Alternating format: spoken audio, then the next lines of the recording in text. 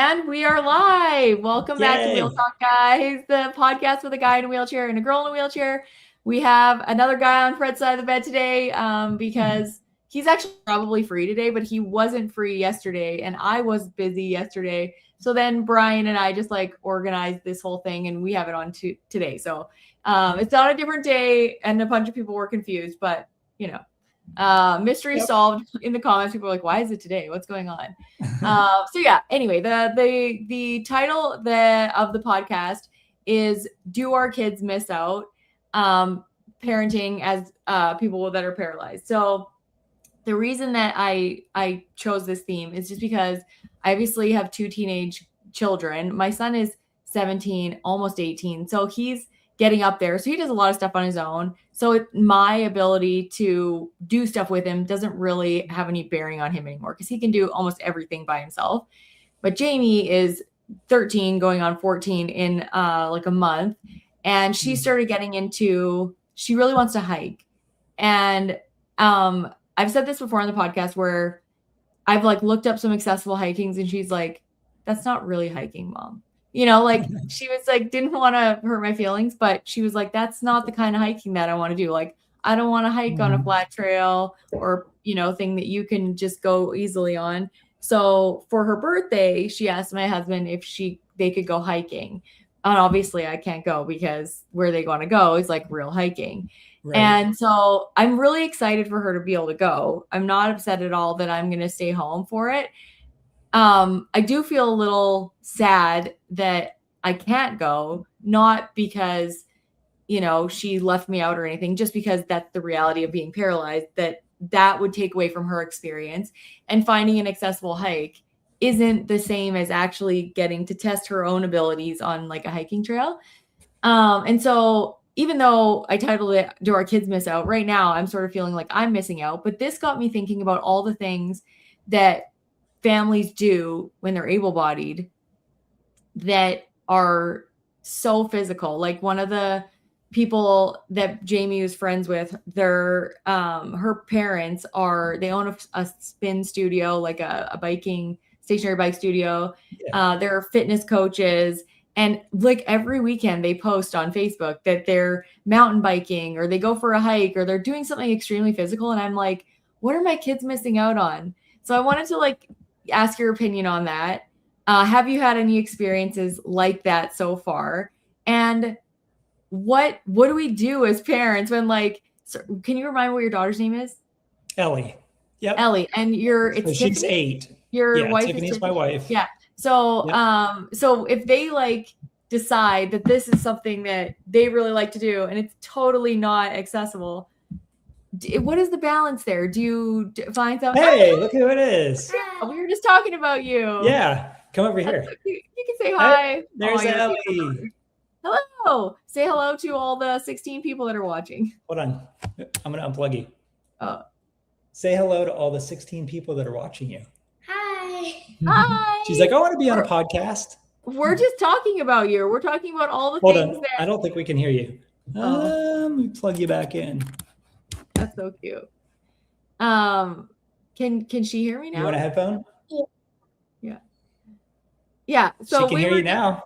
We were just talking about, because I have a daughter too. She's a little bit older than you, but we were just talking about all the things that's sometimes hard to do in wheelchairs and that sometimes is not hard to do for people that can walk. So sometimes you might want to run and play in the sand or swim in the ocean or do something like that. It's hard for dad to do. So then sometimes mom has to do that stuff with you. And I'm the opposite because I'm the mom. And obviously I have a dad that is standing up and walking. But yeah, so that's what we're talking about today and how sometimes that's hard. Is that sometimes hard for you? Is that sometimes hard for you? Ellie, what are some things that you wish I could do with you that only you and mommy can do? Let's see.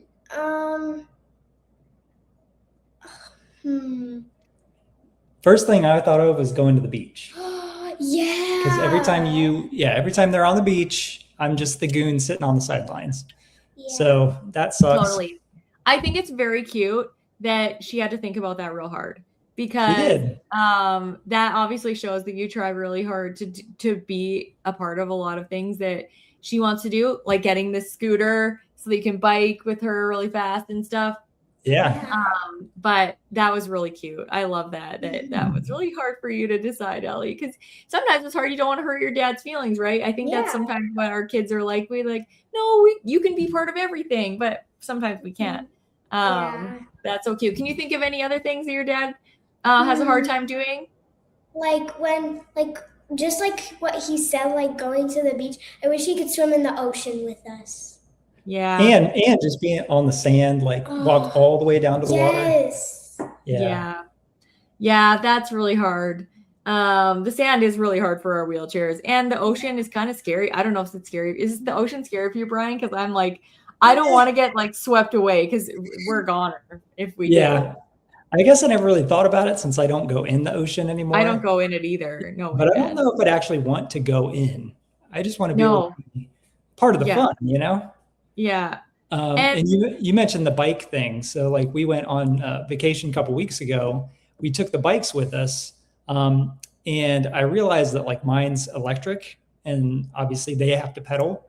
So they couldn't really, Ellie, you were done biking like within like a half hour, right? Yeah. She's like, can we be done? I'm tired. And I'm like, I'm able to drive that thing. So actually I'm in the benefit in that situation, but it's another situation. Actually had the same experience when I took Jamie, my daughter, to like some river valley trails near our house. They're all paved, so I knew it was accessible. So I took the bike. But Jamie got really tired, and then we had to get back to where we were going because we had gone sort of the loop and we had to get back, and her butt was really sore by the end of it. There were some really big hills, and I was like, oh no, this is actually really hard for her because she doesn't have that like electric boost. And so I kind of got us in a situation where she had to really work hard to get back. And then when we were done, she was pretty tired. Like her legs were really tired. So sometimes we have an advantage with our mobility devices. Right. Yeah. So that's like the only good thing we have that you don't have. Yeah, because like you have to use your legs to like move and like you get to just take off. Yeah. And you're like, wait for me. Yeah.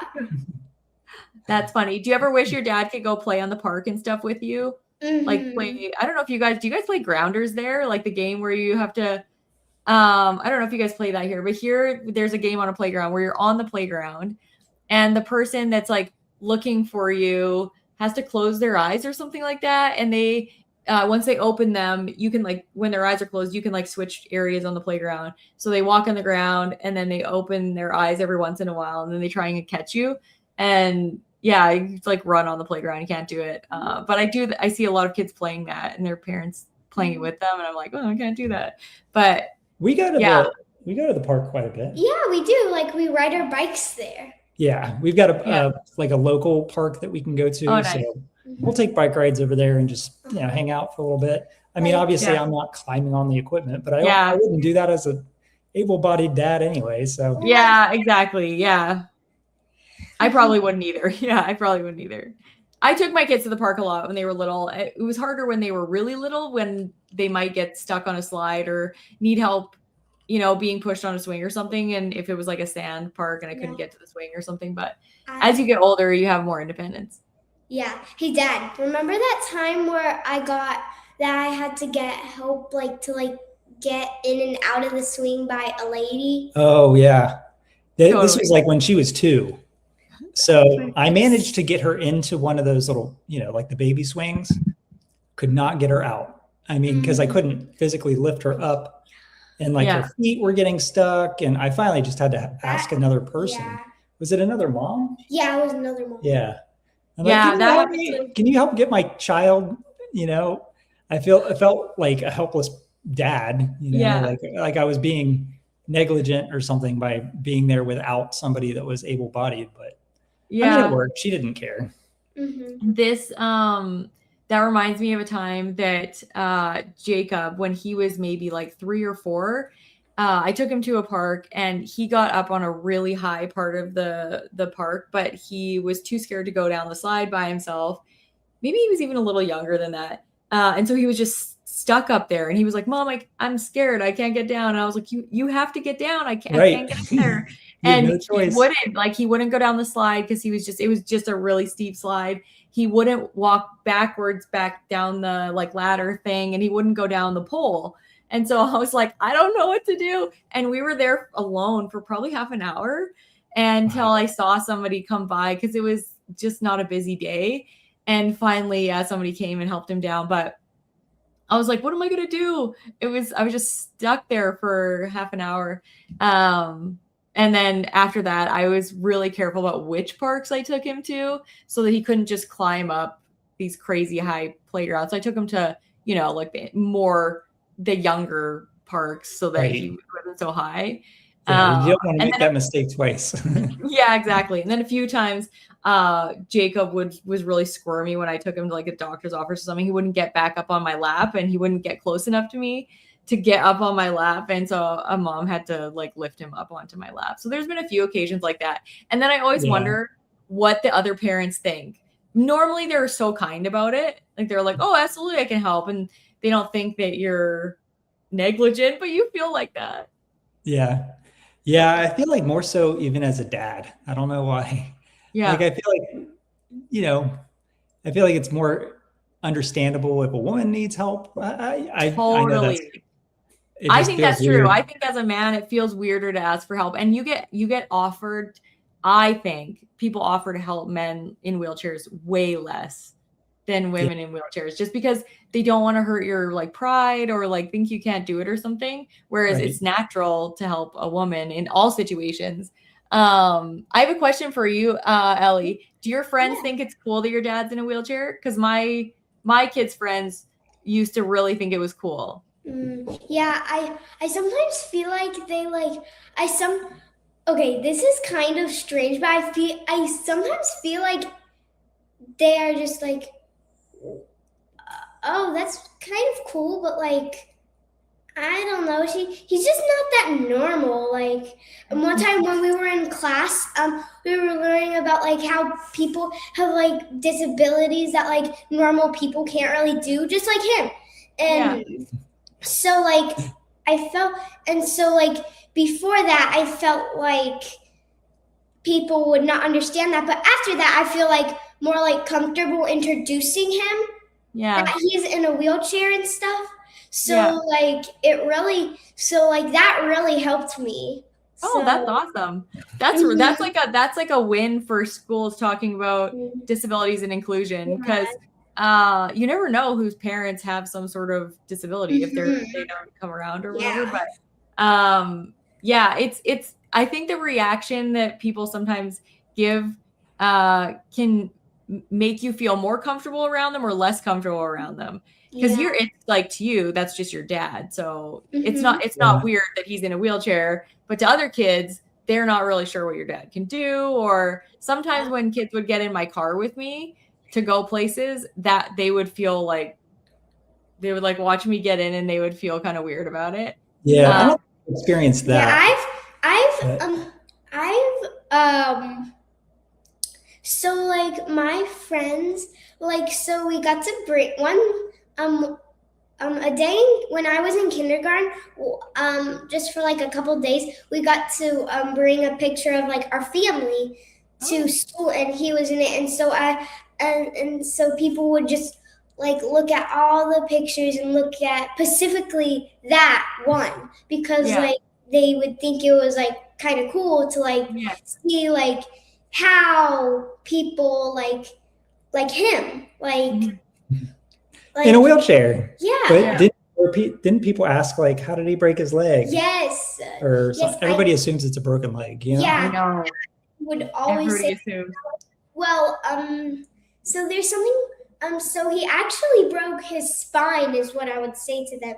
Yeah. So, but his legs are broken. But I remember one time he broke his hip once. Yeah. So I was explain all that to them, and so like what he can and can't do and stuff. Yeah. So, I think that's cool that you get to be inadvertently a disability advocate, which is just a person that helps other people learn about disabilities and get more comfortable with them. And so you get to do that for your dad and for other people. So when you teach people about your dad, you're actually teaching people about all other people with Yes. wheelchairs, and especially people with spinal cord injuries that do break their spine, because a lot of people think that we break our legs, and Yeah. and we can break our legs. We sometimes do break our legs after we're paralyzed because they're more easily broken, but we don't. Yeah, that's not the reason that we're in a wheelchair. So every time kids ask me that, I always say there's nothing wrong with my legs. What if I told you there's nothing wrong with my legs? And they're like, oh, it's that can't be weird. true. Yeah. Yeah. Then why aren't you walking on them? Yeah. Yeah. I always say that my I was gonna legs ask are you a question. What? Has anybody at school ever like teased you about me being in a wheelchair, or like? I feel like only once. I think. I'm not sure. I think only like 1 or 2 times, and so I was just like, okay, Yeah. okay, it's not what I think. Like, Yeah. Oh, that's so cute. like, so like, I'm just like, and sometimes like the teacher said something like what I said about we learned about like people have disabilities in class. My teacher, I explained, I said something like to my whole class, like my dad's in a wheelchair, and my teacher said, yeah, he is in a wheelchair,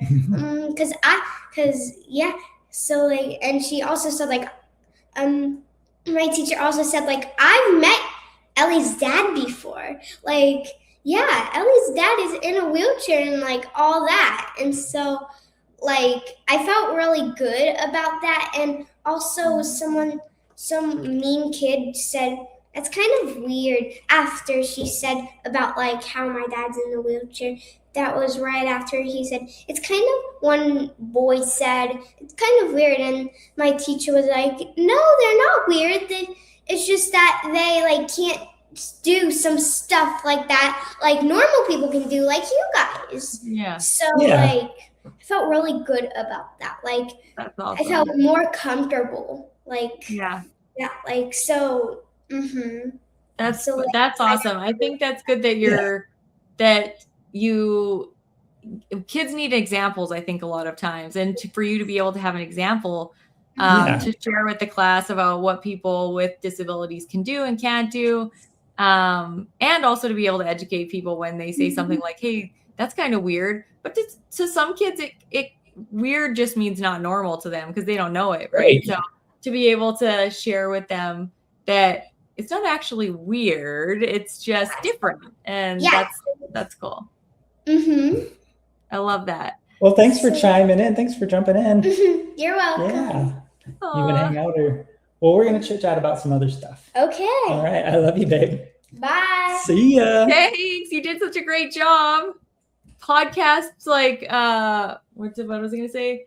Premiere, or like her first podcast. That's so cute. Yeah. My God, that was awesome. A bunch of videos. You know, she'll be in my videos, but she hasn't been on a podcast yet. I was talking to my daughter about that because when she was about that age, she really liked to be in my stuff, and now that she's almost 14, she's like, no, I don't want to. Well, I know I know that time's going to come. Yeah. She might. Who knows? She might really like to do it.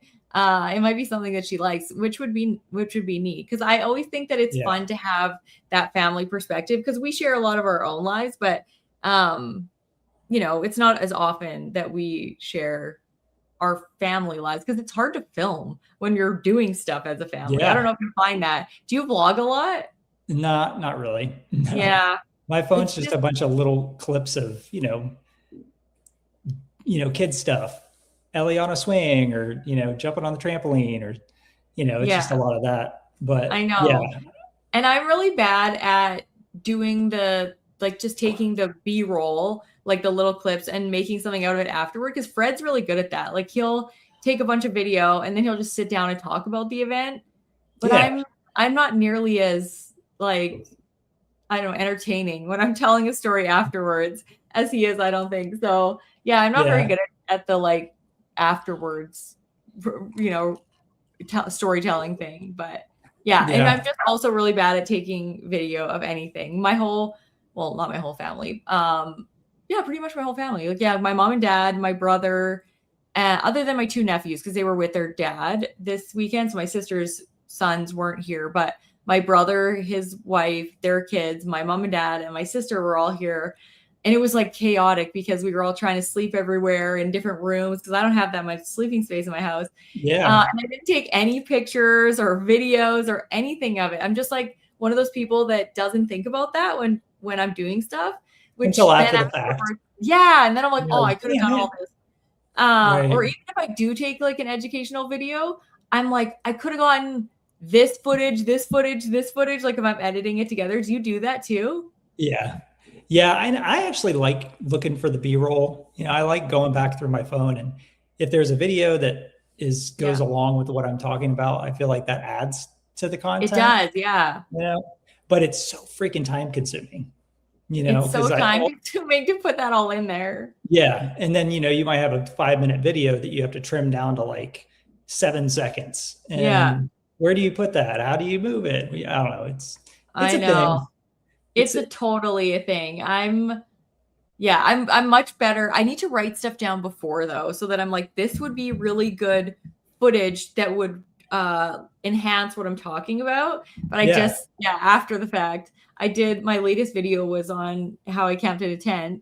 And there was so much B-roll that I didn't get. Like I should have gotten the setting up the tent, blowing up the air mattress, like all the things that we actually did to set up the tent. But when we got there, we have our dog, and she's very reactive, and there were so many people around that she was losing her absolute mind. So me thinking about trying to keep my dog like calm while setting up the tent and stuff, it was just too chaotic. So partly that's why I didn't think about it. But so I just don't think about it. But yeah. Anyway, back to our topic about like missing out. So obviously I'm like, your daughter seems really content with all the things you can do, and you're really involved.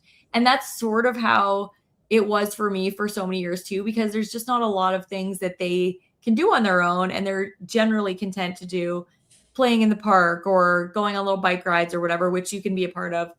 Right. So it's only really since my kids have gotten older that I'm like, oh, I can't do these things. And now as they start to venture off and do more like the able-bodied type things on their own, I wonder about when they have their own families, like how am I going to be involved in all of that? Yeah. But maybe I'm just overthinking it, and it's probably not going to be a big deal at all. But yeah, I don't know if you worry about that stuff, because so far, obviously, it hasn't been a big deal. Yeah, I mean, it kind of bothers me a little bit, but I don't think about it that much. What I do think about is her becoming a teenager and all the drama that comes along with that. Totally.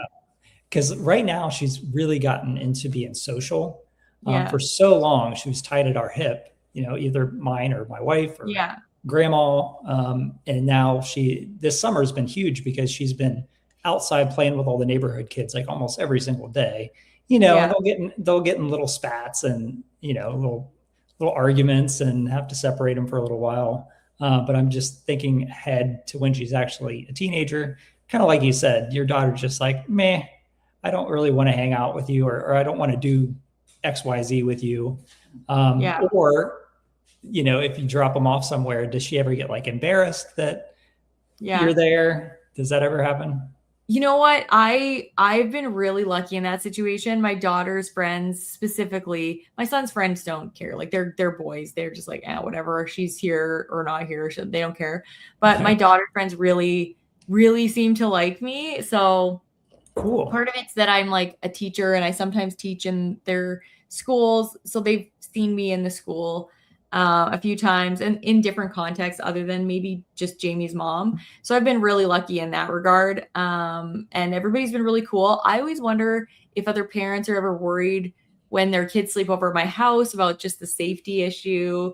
And I've never had a problem ever with a parent ever saying their kids can't ride in the car with me. Or I've even taken like some of Jamie's friends on like road trips, like when she was in cheerleading. One of the moms was like, hey, can you take my daughter? Because like my husband and I both have to work. So she even got to come to stay in the hotel with us. And so I've been really lucky that way. I always wonder what I would think as a able-bodied individual about like, wait, is my kid safe with this person? And I've never had that issue. And I've always been really lucky with kids liking me. So I don't think you're going to have that issue either. Just the interaction that I like just saw with your daughter and how much you do with her and how hard it was for her to think of things that you really couldn't be involved in. I think that you're going to have a really easy time. The friend thing, on the other hand, is like being there to hold space for your daughter without always trying to be like, fix it. Because that's what I want to do. I want to fix it. I don't know. I just want to not, I want her feelings to not be heard, or I want to help her problem solve or think of how things could go better next time. And that's not what they want. They don't want that. They just want you to sit and listen, be like, oh my God, like that must have felt really crappy. I'm so sorry that she made you feel that way or whatever. I think you just described, I feel like you just described like a woman versus a man. Yeah. Are you the man in this situation? I'm like it with totally a guy thing. It's so funny because with my kids, I do exactly what my husband does with me that I hate. Because he's a problem. He's like, if you are telling me something, then I feel like you want me to fix it, like or problem solve or something. Because he's like, I don't share my feelings unless I need advice. Because that's just how men are most of the time. Like men just don't vent because they need a shoulder to cry on or something. Like they talk about something and then they are actively, maybe not even asking for advice from the person they're venting to, but they're actively problem solving as they're venting about it. At least in my experience. And so as a dad, I think my husband's better at it actually, because he doesn't like really know girl stuff, so he's better at just being like, oh yeah, like that really sucks, I'm sorry that happened. Whereas I do know girl stuff because I was in it as a teenager and I know what that felt like to be left out or when somebody did something to you, and I'm just like, oh, it just like makes me so mad. And so then I'm trying to problem solve, help her not have her feelings hurt, but also my feelings are hurt, and I'm like, what a dummy. And then I'm like judging the parenting of that kid who did the thing. And so I'm like, oh my God. Yeah, I always thought it was stressful to have like toddlers and things, but no way. It's so much harder to have older kids. But it's also cool to watch their personality develop because Jamie is so understanding and really reasons through things. Like if anybody's ever been mean to her, even like as a 14-year-old, she's like, you know what, maybe she's got something going on at home, or maybe something is going on, and she's like, I sometimes say mean things about people when I shouldn't. So maybe that's why she said it about me. Like, I'm like, who are you? Because as a teenager, I was like, not like that. As an adult for sure, but I was very much like, my life is ruined. I don't have any friends left. This is going to ruin me forever. And Jamie's like, whatever, it's fine. Yeah. That's very mature way to look at it. I'm and I think hopefully your daughter's like that too. She seems very mature and level-headed. So how old is she? She's 8 going on. Going on 16.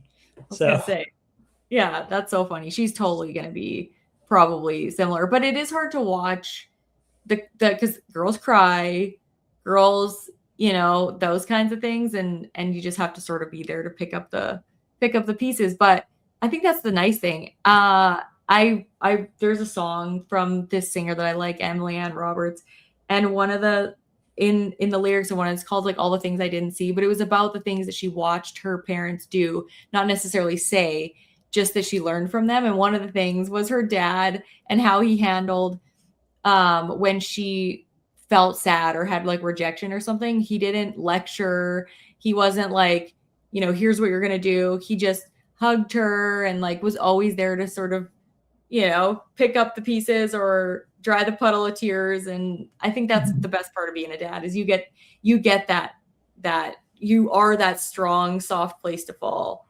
Yeah. But I think for me in particular, like, I mean, I'm kind of like, if you're the man mother, then I'm the woman dad, because I always say like, I'm pretty sure I have a vagina in there somewhere, just because that's, as far as, I've never been afraid to show my emotions. Like, Oh, nice. I'll cry if I have to. You just get it Yeah. out.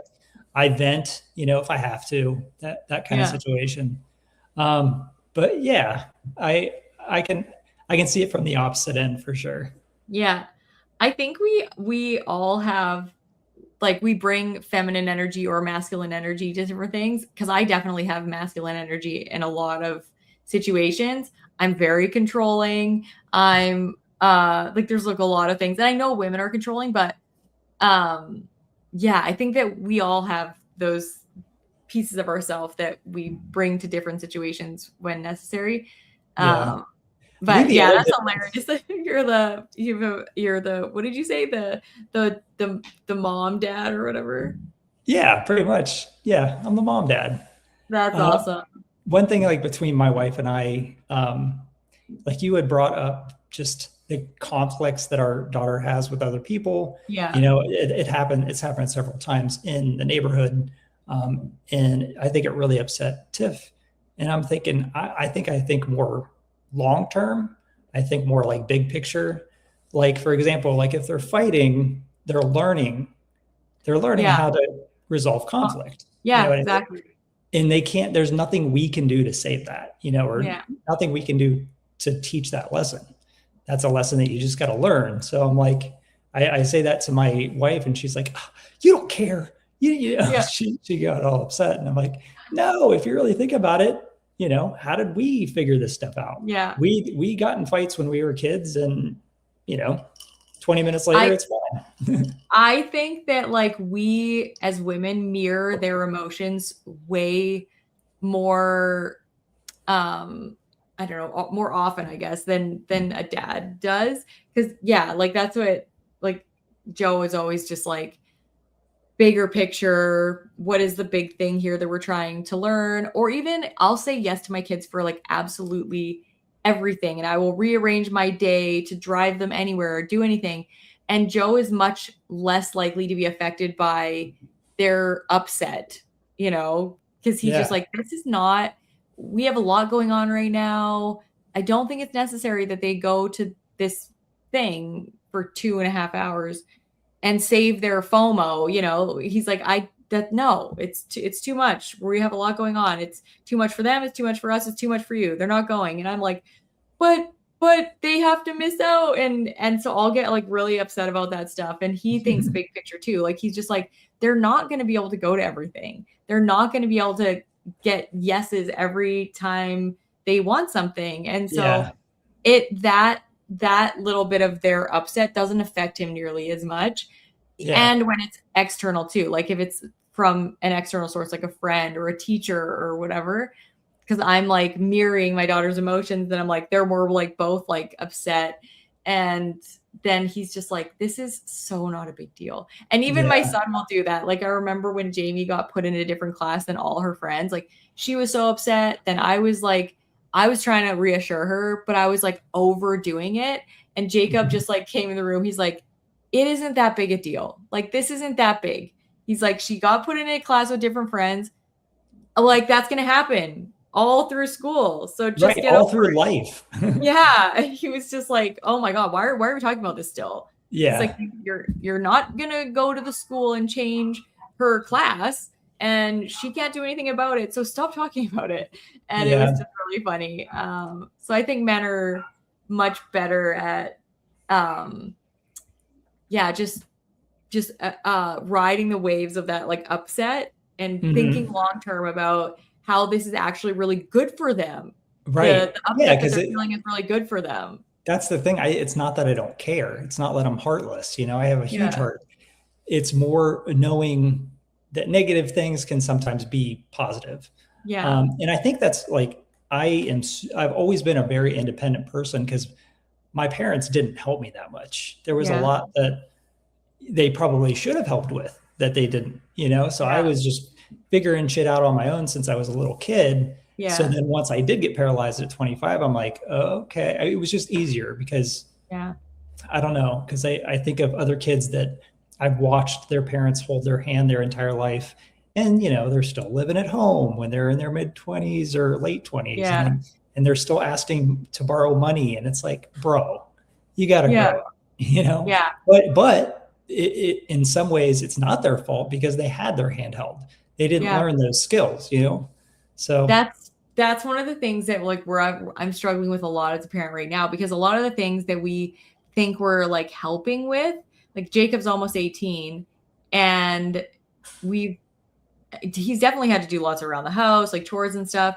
And he's had jobs, but he's not like he got a car from his grandparents, and we've always paid like his car insurance and all that stuff to help him save money and just get a leg up kind of thing. But now the concept of like bills is really scary to him, because he's like, I've never had bills other than gas and like things that we don't pay for. And my kids get an allowance. So if they want to go to the movies, they have to pay it out of their own allowance and things like that. But they have, the money there that we give them for allowance. So them earning their way. And so now Jacob's like wants to go to school, and he's like, I think I should pay half. Like I feel like I need to learn how to do this stuff. But the thought of moving out at 18 is not even like he's not there at all, right? Whereas by the time I was 16, for my 16th and 17th birthday, like I got dishes and tea towels and things to move out, because it was just your 16th birthday. Yeah, well, like they were giving me stuff so that I could move out when I was 18. So 16th birthday, 17th birthday, and then like 18th birthday, it was mostly my grandma. She was just sort of like making sure that I had all the stuff to move out. So she was giving me dishes and cups and towels and like all the things. And so she did that 3 years in a row kind of thing. And then for sure, like my 18th birthday, because I turned 18 in January, and then I moved out in like June or whatever, like after I finished school. Mm-hmm. And so it was just sort of like, I didn't even think that I could stay home. Like it was just, everybody moves out when they're 18 kind of thing. And I did move to the city to go to school, but I took a gap year and I still moved out. Like, so, and remember how great that year was too. Yeah. You were taking care of your own, you're living on your own. I just remember that because I did the same thing. It was right after, probably a week after I graduated high school. I'm like, all right, peace out. Yeah. And luckily my older sister, they needed a roommate.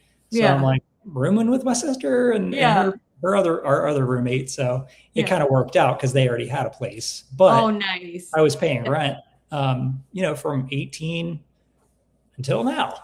Yeah. Well, exactly. Mortgage.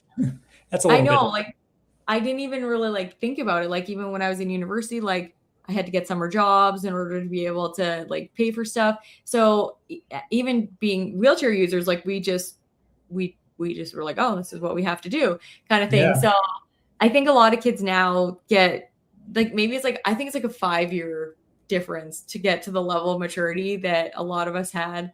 Yeah. And I'm struggling with that with Jacob, because I'm like, should I have made life harder for him in a lot of ways?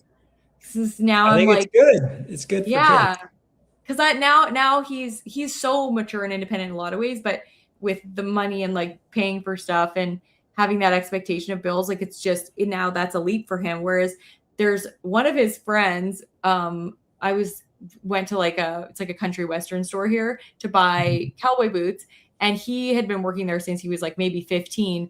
And he had to buy his own truck. He had to pay for his own gas. He had to pay for all the bills for his own truck. So he's always worked like extremely hard because his parents just didn't have the money or wouldn't give him the money to do that stuff. And so turning 18 for him is going to be like, oh, I've been paying my own bills forever. Right. And so it's not a big deal, but yeah, it's so hard to know what to do. And I honestly, like, I experienced that as a wheelchair user when I was paralyzed at 13, because my mom did all of my personal care and everything for me. And I was so stunted, and it really dashed my confidence and made me super insecure for years, because my mom thought she was like helping me transition by doing stuff for me. And any parent that I ever talked to whose kid is paralyzed at like 13, 14, 15, I'm like, it's not going to get any easier to have to stick the finger up their butt to do bowel routine at, it's not any easier at 15 than it is at 13. So I'm like, just teach them how to do it now. Cause I'm like, you teach a toddler how to wipe their own butt.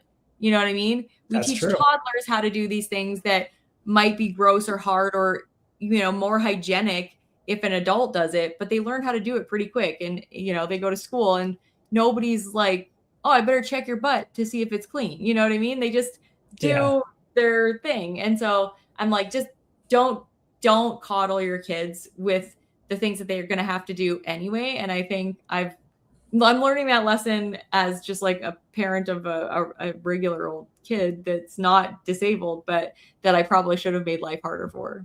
Yeah. I feel like I might even put more emphasis on it since Ellie's an only child, because pretty much, I mean, it's really sad, but like once Tiffany and I are gone, it's like, sorry, bro, you're on your own. Yeah. Yeah, exactly. Well, I mean, luckily we do have extended family and she's got cousins and stuff that she'll be able to keep in touch with, but I just want to make sure I set her up, you know, for success.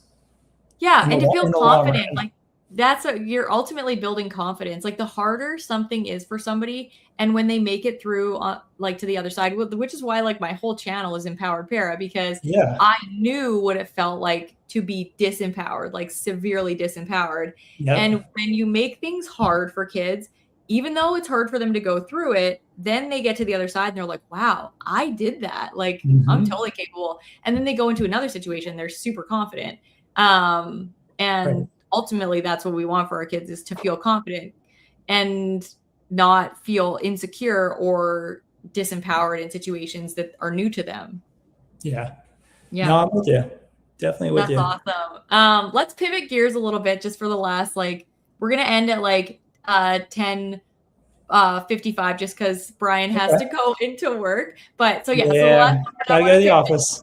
Yeah. I wanted to pivot just a little bit because I had this conversation with Fred a while back, because I'm on this whole faith journey thing.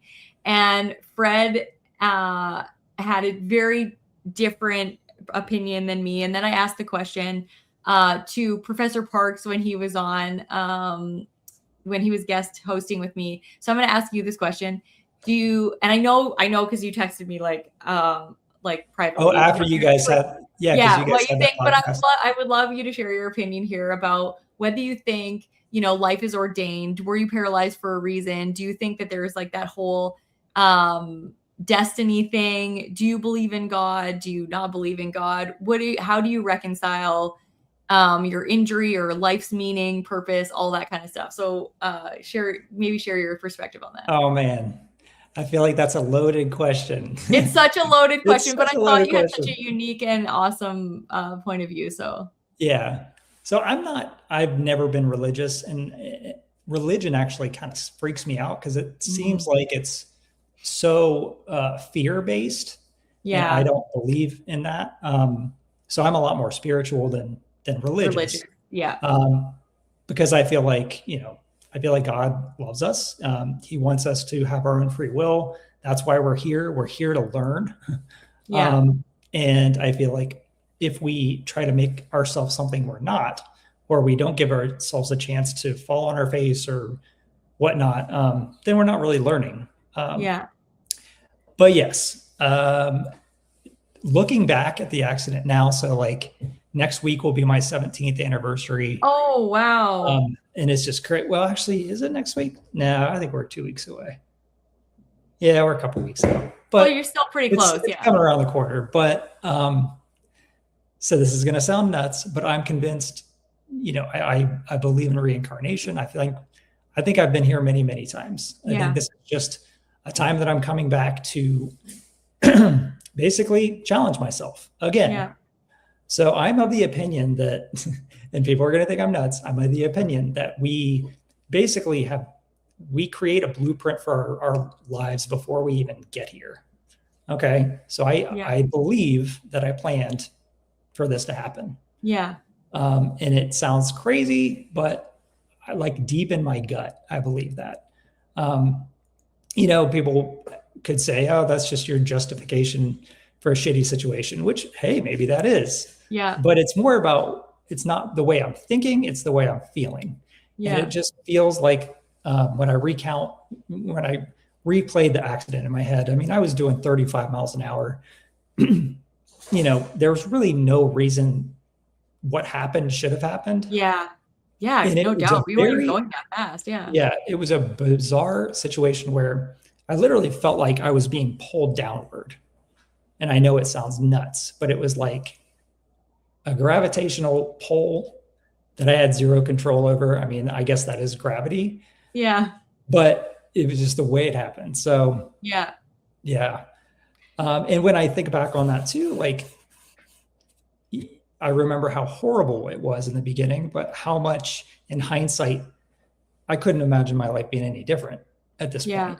And I always think of the Butterfly Effect movie. Totally. Like, I love that movie. movie. Had I changed one thing, where would I be now? Yeah, exactly. I always think about that too. And I struggle so much, especially because I'm on this faith journey, because I have always been spiritual.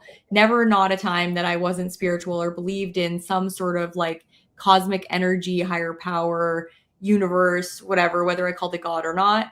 I've always believed in something greater than, just chance. It's just not something that I choose to believe. And then I struggle with that, like the problem of evil, or like, did this happen for a reason? If so, why? Did the boy who was in my accident die for a reason? Like, is there a reason for all of this stuff? But then I have this like you say, just these gut feelings that like, this is actually how my life is supposed to be.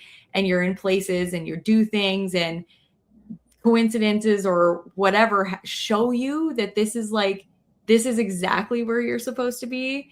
And so, and then I really like the reincarnation, like the Buddhist Eastern sort of like spiritual traditions talking about, enlightenment, and that you come back to learn things, and that every time you become a little bit more enlightened because you meet people that like nothing phases them. You know what I mean? And you're just like, like that thing where you call it like an old soul, because you're like, they've done this before. Like, this is not bothersome to them. They are just chill about it. So then you meet people like that and you're like, oh, but then if you like look at like a lot of the Christian, faith, it is a lot more like, you are one person, God made you the one person that you're supposed to be, the unique individual. There's no reincarnation, all that stuff. So I struggle a lot with that, because I'm like, I don't know. I'm so confused. But also then I'm like, why do I have to know?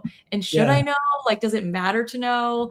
Can I just believe in like all these crazy things at once that really feel right to me? But I thought I loved your perspective on it, because it allows you to believe something meaningful, and that you almost had a say in.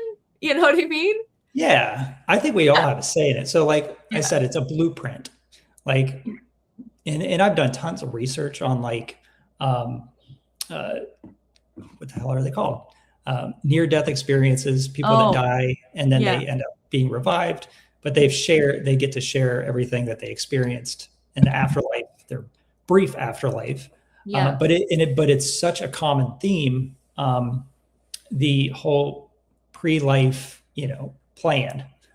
We basically set they kind of describe it as like going in a grocery store and picking things off the shelf. Like, okay, I want a fucked up family. I'll put that in the basket. I want a paralysis. But I don't want to be completely ugly. Give me like 80% attractiveness. I'm going to put that in there. So, okay. So that person's going to be my mom, and that person's going to be my dad. But once we get here, it's not like we still have free will. We can still do things to change the trajectory. Yeah. But ultimately, things are most likely to end up in our, in the way that we wanted it to be. And sometimes we pick all these things, and then we get here and we learn we can't handle it all. And those are the people that, end up committing suicide or that kind of thing. It's nuts. I know it sounds nuts. I think it's nuts. I love it. I think it's so good. And it makes so much sense, because that's like us saying, us saying fully, I want to have this many kids or whatever. And then we have that many kids, and then we have like postpartum depression, or we have like some other thing that we're like, this is way harder than I thought it was going to be. Even me getting a dog, like I'm like, oh, it's going to be a cakewalk. And then I get a dog that's reactive and like all these things. And I'm like, this is way harder than I thought it was going to be. Like, this is not. And then it's like, I thought I could handle this. And then I'm like, can I handle this? I don't know if I can handle this. And then, so yeah, you have like that that choice and free will, but then there's the reality of how that all plays out because everybody else has choice and free will too. And so then those are all like things that are playing at the same time, right? But I thought it was such a cool thing because I do for some reason, like I just have gut feelings in my life, like where I believe in like reincarnation. And a lot of the time somebody special will have died and then somebody is born that's so much similar to their personality. Right. Or that I meet somebody that's so much similar to their personality. And I'm like, is that just like, how is that? You know what I mean? Is there reincarnation or is there like, you know, where people get to help people decide like what gets to go in their grocery basket, like when they're like, and there's a whole crew that we have that helped us, you know, this wasn't just ourselves. This was, you know, we've got guides that have basically said, okay, if I said, hey, I want to be paralyzed, they'll say, well, you know, how do you want to be paralyzed? Do you want to be completely, you know? And I think one of my choices was, sure, I'll be paralyzed, but I still need my arms. And I'm a hair away from so close having my arms. Which is still like, I think you're so independent and like just speaking on that, like for a second, how much you can do with no core, like at all, not even a little bit of core. I remember watching your videos because I was like literally Googled like how to transfer from the floor to chair with 0 core, or like I was trying to find videos and then I found a lot of videos of people who were like T12, T11, or like L1, and they were just like, they got in so easily. And I was like, this is impossible. And I found yours and I was like, T1, you're T1, right? Yeah. And I was like, yeah, that's what I want to watch. So I watched it a bunch of times. I still could not do the transfer you do. So I had to figure out a different way, but I watched it probably like 100 million times because I was just like, how is he doing it? I don't know how he's doing it without any core. Yeah, it took a while. Like, you have long legs. At least you look like you have long legs on your videos. So I'm like, hey, your head is so far forward when you're trying to get your butt on your chair. Yeah, I was worried I was going to fall on my head quite a few times. I mean, that took a long time to practice and get down, but it worked. Yeah. I wanted to go back to go ahead. Yeah. Coincidences. Yeah, like, that's a big one for me. They are constant daily things that pop up that I'm just like, this is way too blatantly obvious to be a coincidence. Yeah. I have, and I'm not just trying to be woo. It's like to me, it's very, very obvious. And like I said, I pay a lot of attention to how it makes me feel in my gut, because I don't like relying on my brain. I don't think our brains really do us any favors, but like on a day-to-day basis, I just think if we're paying attention to our gut, we'll know when something doesn't feel right. It's like, that's just embedded in us. Yeah. And like I said, I don't like the whole God-fearing. The term God-fearing pisses me off. Hate that term. Yeah, me too. I hate it. It's like, why should we fear him? You know, God, to me, God is love. Yeah. And the devil is the opposite, the absence of love. Yeah. So I agree. Here, I'm the same. I think I struggle with religion a lot, even though I have started going to church. But I do struggle. I still think that you have to be able to go into every situation that is a building, a person, or anything telling you what you need to believe with caution. You can't ever go into those situations and be like, yep, everything they do is awesome and they never make mistakes and everything's great, because there's lots of churches that start up, and like one of the churches that I went to, it's just on the road from me, they actually post on their like weekly newsletter, like what their balance is in their like books. Oh, wow. It was like $1.2 billion or something. Like there was so much money, and they sent people on like mission trips, and obviously like, but they just have people give, and they only have a certain amount of salaried employees. Like they only spend so much money on mission trips, and that's just what their balance is. You know what I mean? Like that's just from what people in their congregation give.